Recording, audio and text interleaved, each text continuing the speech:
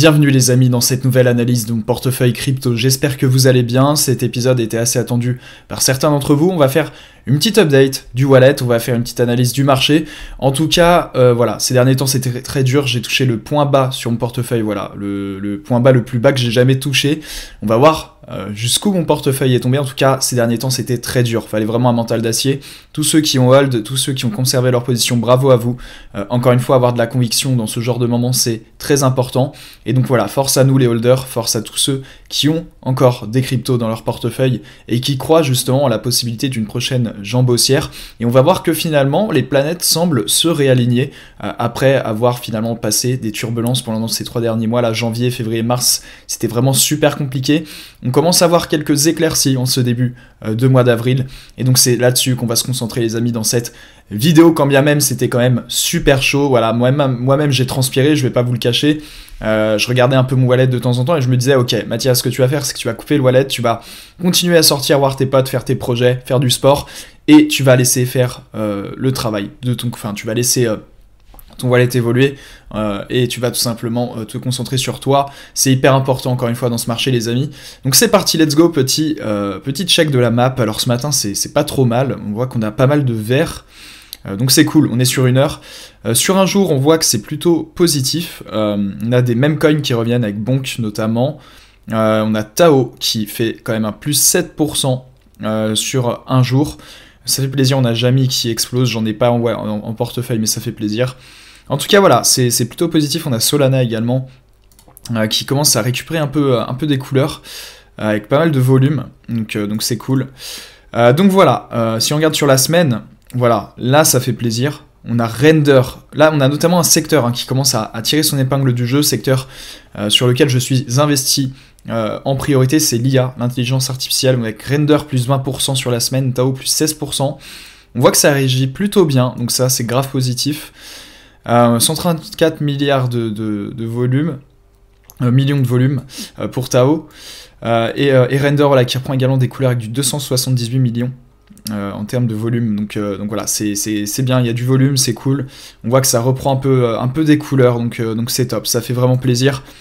Donc voilà, sur le mois, si on check, on a quand même pris très très cher dans l'ensemble, voilà, des moins 30, des moins 20, Ethereum, c'est voilà, qui est quand même tapé, ouais, qui est passé en dessous des 2000 dollars, qui zone là dans la zone des 1005, qui a tapé en point bas 1400 quand même, c'est assez fou. Donc voilà, Ethereum, moi je pense qu'il est survendu, qui est largement survendu, et qui fera de la perf. D'ailleurs, si on regarde sur un mois, on voit que Render est en positif de plus 27%, donc ça c'est plutôt hyper encourageant pour la suite, très clairement. Moi qui suis investi, Render est ma deuxième plus grosse position dans mon wallet, donc ça fait plaisir. Je pense que le secteur de l'IA devrait exploser, encore une fois je le pense, enfin c'est une conviction personnelle, je pense que si le marché repart à la hausse, le secteur de l'IA va exploser. On voit que c'est un secteur qui est quand même largement sous-capitalisé, je trouve, par rapport à l'importance qu'il prend dans notre société actuelle, et par rapport à la place que ce secteur va prendre et devrait prendre dans les prochaines années. Si on regarde un peu le Bitcoin, on voit qu'on est sur un BTC à 83K, il a touché les 84K cette nuit, 34 milliards de volume, on n'est pas trop mal, c'est pas non plus fou, mais c'est pas mal quand même. Ethereum 1005, moi je pense qu'Ethereum là c'est les soldes les amis, très clairement. On a plein d'ordres d'achat en dessous des qui sont positionnés en dessous des 1005. Et très clairement c'est les soldes, là franchement sans déconner, je pense que c'est une opportunité qui se représentera pas de sitôt, et je ne pense pas qu'Ethereum ira beaucoup plus bas, donc voilà. Donc ça fait plaisir, voilà, ça fait plaisir. On a un marché qui commence à se réveiller. Et pourquoi ce marché commence à se réveiller? Tout simplement parce qu'on a Trump, donc qui de par ses positions complètement ambivalentes, faisait que le marché était plongé dans l'incertitude, notamment par rapport vis-à-vis des droits de douane qu'il impose au monde entier. Donc récemment, une nouvelle avant-hier est tombée comme quoi Donald Trump faisait une pause de 90 jours pour négocier avec les différents pays les droits de douane, ce qui laisse potentiellement place à des accords et à des compromis entre les pays, et donc à une réconciliation entre guillemets économique entre ces pays. Il y a seulement la Chine, voilà, un petit bras de fer avec la Chine, mais je pense même qu'avec la Chine ça devrait s'arranger tout simplement, donc ça c'est hyper positif. Pourquoi? Parce que ça veut dire que on a de la certitude, entre guillemets, le marché sait qu'on a 90 jours pour que Trump négocie ses droits de douane et que finalement ça n'impacte pas tellement le marché. Alors moi, quelle est ma théorie, les amis? Ma théorie, elle est très simple. Donc on va bientôt passer sur mon wallet, mais avant je vous explique ma théorie. Justement, ces droits de douane, c'était encore une fois entre guillemets du show, enfin très clairement c'est de la négociation, c'est Trump qui se met en avant pour faire douter le marché, pour que les gens encore une fois vendent leur position, mais finalement ils savent très bien ce qu'ils font. Encore une fois, Trump, voilà, c'est un peu la thèse de Paul Crypto Formation pour ceux qui connaissent. Trump est tout simplement est en contact avec la Fed, avec les acteurs de la Fed. L'intérêt de tous ces acteurs économiques, c'est quoi? C'est justement que les marchés repartent à la hausse, c'est de mettre l'économie sous perfusion pour continuer finalement à avoir un système économique qui fonctionne. On sait que les monnaies fiat tendent vers zéro, tout simplement parce qu'il y a de l'impression monétaire à l'infini, et que finalement, il n'y a pas tellement de valeur qui est corrélée à cet argent imprimé. Là où, à l'inverse, Bitcoin, justement, est considéré comme étant une valeur refuge. Et donc pour maintenir ce système en place, il faut tout simplement lancer la planche à billets, imprimer de l'argent et baisser les taux d'intérêt. Finalement, ce qui se passe là, c'est que Trump, avec ses droits de douane, a mis énormément de confusion dans le marché, ce qui fait que énormément d'investisseurs ont paniqué et ont vendu leur position.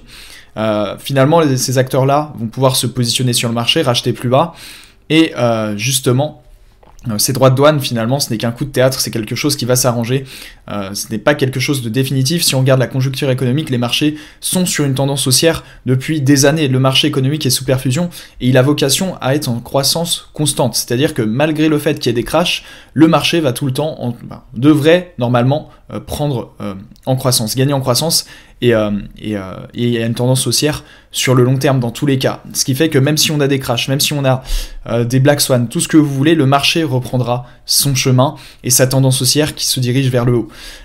Quoi qu'il en soit, le but de ces institutions, finalement, c'est de mettre l'économie sous perfusion. Donc là, on a ces droits de douane. Pour moi, ça va juste être un prétexte, encore une fois, pour faire peur. C'est-à-dire que une bonne nouvelle quant à ces droits de douane ferait exploser les marchés. Ce qui s'est passé, voilà, Trump a annoncé une trêve de 90 jours, les marchés ont pris confiance, ont repris de la certitude, on voit que ça va beaucoup mieux au niveau du marché crypto notamment, et notamment au niveau du marché de la bourse, parce que la crypto est forcément corrélée à la bourse. On a notamment le Nasdaq, je crois, qui a explosé, voilà, qui a fait plus 10%, je ne sais plus précisément, mais qui a explosé. Donc c'est super bénéfique, les amis, c'est super bénéfique, et je pense que ces droits de douane n'auront aucun impact futur, du moins négatif.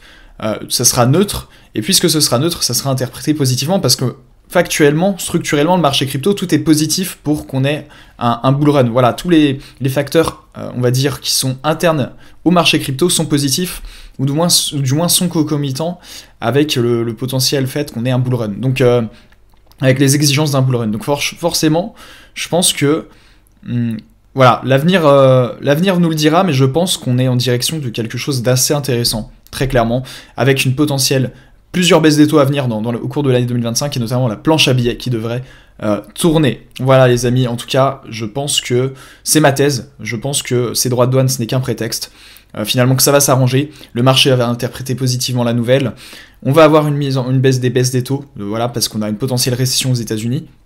Donc des baisses des taux avec de l'impression monétaire, tout ce qui est bon finalement pour les marchés à risque, tels que la crypto-monnaie, tel que le marché des cryptos. Et donc tout ça c'est bénéfique, les amis. Donc voilà, à voir si cette thèse se confirme, mais si ça se confirme, ça peut être très beau. Et on voit justement que le marché, voilà, depuis quelques jours, appréhende très positivement le fait qu'on ait une trêve sur ces fameux droits de douane. Voilà, de 90 jours, trêve pendant laquelle finalement les États-Unis vont négocier ces droits de douane avec les différents pays du monde pour arriver à un accord qui soit tout simplement, comment dire, accepté, voilà, qui soit bénéfique pour toutes les parties. Et donc ça fait plaisir clairement, parce que le marché est moins plongé dans l'incertitude, et je pense qu'une bonne nouvelle suffirait à faire exploser tout ça. Voilà, que ce soit une baisse des taux, de l'impression monétaire, on verra bien, mais en tout cas, franchement, on est sorti de l'incertitude, on a fait le plus dur, je pense que le pire est derrière nous, et que les prochains mois seront beaucoup plus vertueux. Encore une fois, ce n'est que mes convictions personnelles, pas de conseils d'investissement. Mais donc let's go, on va passer sur le wallet, on va aller voir le portefeuille, vous allez voir que ça fait mal, c'est chaud franchement, faut être accroché. Mais donc on va aller voir ça. Alors oui, je voulais vous préciser, pour gérer mes investissements en crypto-monnaie, j'utilise personnellement l'application Swissborg. Disponible sur iOS et Android, cette plateforme me permet d'acheter, de vendre et d'échanger des crypto-monnaies directement depuis mon téléphone. Elle offre la possibilité de faire du stacking pour générer des intérêts sur mes cryptos, mais elle permet aussi de placer des ordres d'achat ou de vente ponctuels ou réguliers avec les plans d'investissement programmés qui permettent de lisser vos investissements dans le temps et de diminuer les risques. Si vous cherchez une solution simple pour investir en crypto, je vous recommande d'essayer Swissborg. En utilisant mon lien de parrainage dans la description, vous pouvez même gagner jusqu'à 100 € en crypto-monnaie lors de l'inscription. C'est l'application que j'utilise au quotidien pour optimiser mes investissements et je pense qu'elle peut vraiment vous être utile à vous aussi. Ok les amis, bienvenue sur le wallet. Donc je vais montrer mes chiffres tout à l'heure, pas d'inquiétude. Alors petit bilan sur 24 heures, on voit que voilà, on a une petite courbe verte, c'est joli, ça fait plaisir. Sur 7 jours, voilà, c'est ici, j'ai touché mon bottom les amis sur le wallet, on va aller voir à combien c'est tombé, franchement ça fait flipper. Et donc sur 30 jours, voilà, tac, c'est rien de fameux, sur 90 jours, et donc sur la totalité, voilà, la courbe du wallet les amis, j'ai eu mon ATH ici le 6 décembre, à 154 000 $, pardon. J'ai 38 000 investis en capital propre, c'est-à-dire que je me suis ramené avec 38 000 €, je les ai foutus en crypto, et on voit que ça s'est cassé la gueule. Hein. Là, c'est mon portefeuille essentiellement composé d'altcoins, je le précise, mis à part que, attention, j'ai fait quelques achats cette semaine. Justement, je voulais y venir. J'ai buy the dip, les amis, j'ai acheté du Tao pour 350 $ et j'ai acheté 100 € de Bitcoin. Donc j'ai au total dépensé 450 € en crypto-monnaie. J'ai racheté, voilà, j'ai appliqué la stratégie dont je vous ai parlé récemment. C'est-à-dire que là, mon but, c'est d'acheter finalement de manière mensuelle du Bitcoin pour 100 € et d'investir sur un altcoin de mon choix, à savoir Tao, Bit&Sor, qui est ma plus grosse position du portefeuille. Donc chaque mois, j'investis donc 100 € sur Tao et 100 € sur Bitcoin. Donc ce mois-ci, j'ai investi 350 € sur Tao. J'ai un peu craqué, mais l'opportunité était beaucoup trop belle selon moi. J'ai acheté du Tao pour 192 $ à hauteur de 350 €, ce qui me faisait 1,8 Tao, donc franchement c'est bénef, ça permet de lisser mon point d'entrée, et donc voilà, ça fait plaisir, et j'ai acheté 100 € de Bitcoin, chaque mois j'achète de manière automatique 100 € de Bitcoin de manière indéfinie, voilà, je ne sais pas, jusqu'à peut-être pendant 2-3 ans, 5 ans, j'en sais rien, toute ma vie, peut-être, je ne sais pas, en tout cas je crois en cet actif. Donc voilà, donc c'est parti, on va checker donc voilà de quoi est composé mon wallet les amis, donc essentiellement composé de tokens orientés intelligence artificielle, du moins en termes de position. On a du Bit&Sor Tao, on a du Render, on a du CKB qui est un gros échec pour l'instant, on a du Link, on a du Ancre, du Injective, du Fetch et du Stacks, voilà pour le wallet. On voit que sur les 7 derniers jours, on a Tao qui reprend des couleurs avec plus 16%, on a Render plus 19%, le reste c'est un peu plus compliqué, mine de rien, on voit que ça... Voilà, ça a tendance à s'inverser là sur ces derniers jours, ça fait plaisir, même s'il n'y a rien de très incroyable encore, on va pas se mentir. Donc c'est parti, les amis, on va checker la valeur du portefeuille. On est donc sur une valeur de 17 690 $. Donc on est sur une moins-value de moins 53% les amis, voilà. Voilà, tout va bien, moins 20 000 €. Donc j'ai un coût d'investissement initial de 38 600, presque 39 000 $, hein, voilà, investi en crypto. Pire performance CKB, moins 76%, et meilleur performeur, c'est Link avec moins moins 17%. Mais donc voilà, on est sur du moins 53% pour l'instant sur le wallet. Encore une fois, très peu de gens réussissent en crypto, parce qu'il faut avoir cette capacité de résilience qui est hors du commun, entre guillemets, qui n'est pas commune à tous les marchés. Quand on prend moins 10% en bourse, souvent les investisseurs sont en sueur. Quand on prend un moins 53% en crypto, faut s'y attendre. Voilà les amis. Pour avoir des hausses, profiter des hausses, il faut savoir encaisser de grosses phases de volatilité, notamment des baisses. Voilà, il n'y a jamais de gain sans perte en crypto. Et c'est de la perte latente puisque je n'ai pas vendu bien entendu. Alors donc, je le disais, mon ATH sur mon wallet est à 54 000. Et donc le bottom, les amis, pour ceux que ça intéresse, on l'a touché récemment. Alors ça fait flipper, ça fait vraiment peur. Mais le bottom de mon wallet se trouve à 12 300. Donc voilà, c'est-à-dire que là, c'était quand? C'était lundi. Lundi, les amis, j'ai touché 12 300 $, pour un total de 39 000 € investis. Donc ça fait très mal, hein, ça pique, mais on voit que là, depuis que on a eu l'annonce de la trêve de 90 jours sur les droits de douane, le wallet a repris des couleurs et on est revenu aux 17 000 $. Je pense que les mois à venir ont des surprises, ont pas mal de choses à nous réserver. pas mal de surprises à nous réserver, de bonnes choses. Donc voilà, je reste patient, je reste focus. On est là, on est toujours là les amis. En termes de performance, voilà, donc ça c'est le trend du Bitcoin en orange et ça c'est mon portefeuille en bleu. Donc on voit que les altcoins sous-performent encore largement Bitcoin. Voilà, donc rien de surprenant pour le coup. Donc en termes de répartition, toujours Tao qui compose la plus grosse position du portefeuille avec du 39%, Render. Donc j'ai pas rajouté Bitcoin, je pourrais le rajouter effectivement. On va peut-être pouvoir l'ajouter en direct Bitcoin, quantité. J'en ai acheté quand il valait, je ne sais même plus. Bon, je ferai ça plus tard, c'est pas grave, ça fait rien.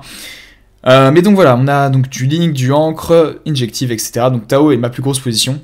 Donc on voit que mon prix d'achat moyen sur Tao a diminué, il était à 374, je crois, si je dis pas de bêtises, là il est tombé à 364 $. Donc voilà, moins 30% sur Tao. Render, moins 48%, CKB, moins 76%, franchement, il n'y a pas de quoi être fier. Link, moins 17%, Ancre, moins 65%, Injective, moins 62%, Fetch, c'est catastrophique, moins 76%. Fetch, franchement, en plus j'y ai cru, grosse conviction. C'est vraiment de base la plus grosse, la troisième position du portefeuille, c'est la quatrième position du portefeuille quand même. Donc c'est assez énorme, assez conséquent, et pour l'instant c'est une totale déception. Et Stax, moins 68%.